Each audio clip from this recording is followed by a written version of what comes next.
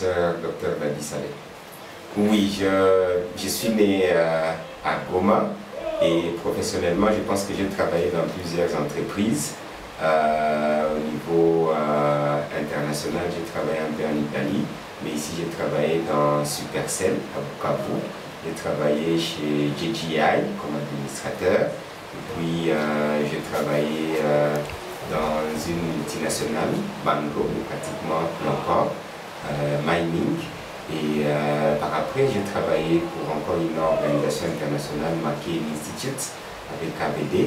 Et je suis entrepreneur, donc on crée de petites entreprises, hôpital, etc., comme on veut.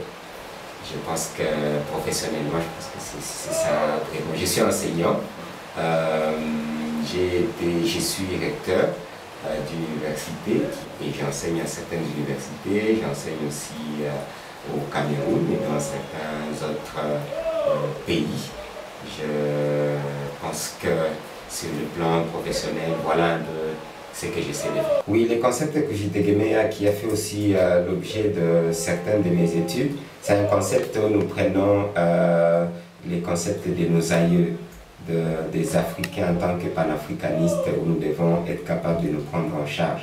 Alors j'ai développé certains programmes qui sont dans le sport, qui sont dans l'éducation, qui sont aussi dans l'entrepreneuriat. Je comprends que beaucoup de gens voient surtout l'aspect entrepreneurial, mais le concept de Kujitegemea fait plus ou moins 200 conférences chaque année dans des écoles, universités, avec le concept de 4 pouvoirs pour un engagement citoyen responsable et efficace. C'est toujours la façon dont on doit être capable de se prendre en charge. C'est-à-dire, nous pensons que pour que nous puissions nous en sortir en Afrique, et particulièrement au Congo, nous devons être capables de nous prendre en charge, l'autoprise en charge, et dans tous les sens. Déjà psychologiquement, mentalement, surtout dans l'éducation, mais aussi financièrement. Parce qu'on sait que la poche qui est vide et ventre creux n'a point d'oreille. Donc c'est un concept qui permet avec peu de nous faire comprendre que nous pouvons rentabiliser et être important, avoir une valeur ajoutée. Alors dans ce sens-là, pour ce point-là, avec beaucoup de mamans, c'est un peu, vous travaillez, vous vendez des tomates, c'est bien de vendre des tomates, il y a des enseignements. Après des enseignements, vous commencez à vendre peut-être ces tomates, ces macas-là, des petites histoires, et nous voyons comment est-ce que vous améliorez. Nous augmentons même quand il est faux. Les premiers, les deuxièmes, parce qu'on veut la compétition.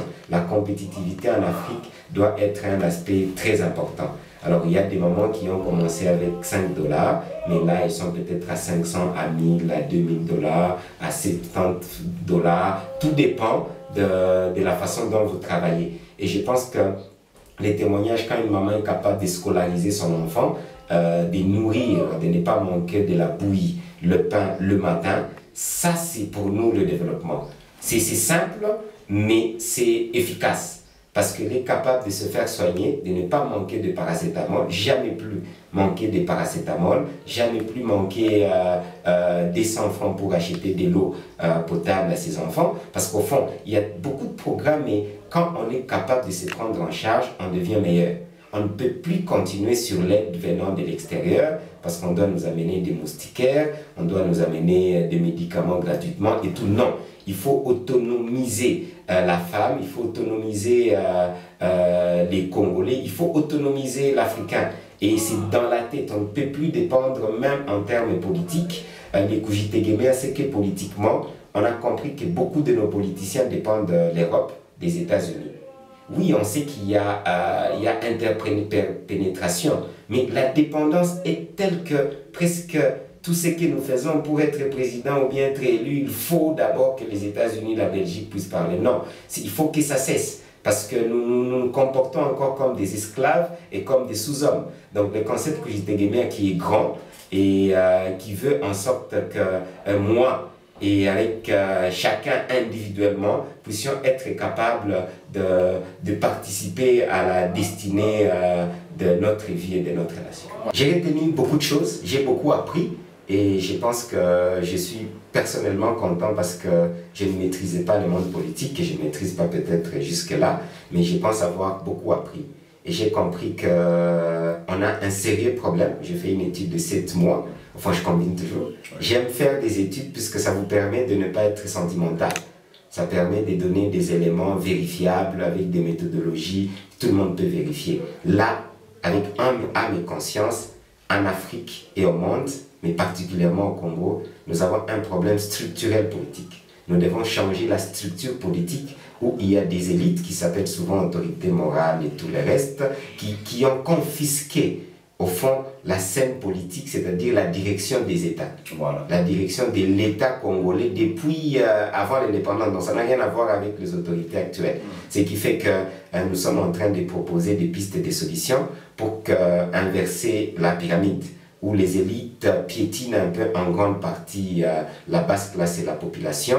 Nous proposons que le parti politique puisse se réformer, ça puisse reprendre l'importance des membres de leur parti politique plutôt qu'un individu, même s'il a de l'argent, même si c'est lui qui donne. Donc c'est un grand travail, d'abord scientifique, mais aussi politique que nous nous sommes décidés de faire. Je peux confirmer à toute la population des Goma et d'ailleurs, mais surtout des Goma, que nous avons appris. Et nous pensons qu'il y a beaucoup de gens qui nous ont fait confiance et qui continuent à nous faire confiance et nous sommes très contents. Et nous pensons qu'en 2023, avec leur autorisation, nous serons encore de la partie. Et nous espérons que cette fois-ci, c'est pour vraiment gagner. Je ne sais pas, j'ai jamais pensé à ça, mais je pense que je peux parler, c'est pas vraiment préféré, mais j'aime le zèbre parce que c'est assez original. Okay. Certes que le lion est déjà assez grand, mais je miserai plus sur la colombe. Juste la colombe qui représente la paix, qui représente l'humilité, qui représente un peu... La colombe écoute.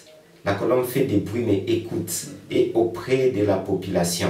La colombe, c'est pas un animal brutal. Vous ne verrez jamais de brutalité dans la colombe. La colombe, c'est accepter les autres auprès. Et je pense que ce qui nous tue dans le monde actuel, certaines personnes qui pensent connaître négligent les autres. Et là, je ne serai jamais d'accord. Que vous ayez l'argent, que vous ayez les pouvoirs, sachez que même dans le plus petit, à côté de vous, il y a beaucoup de valeurs.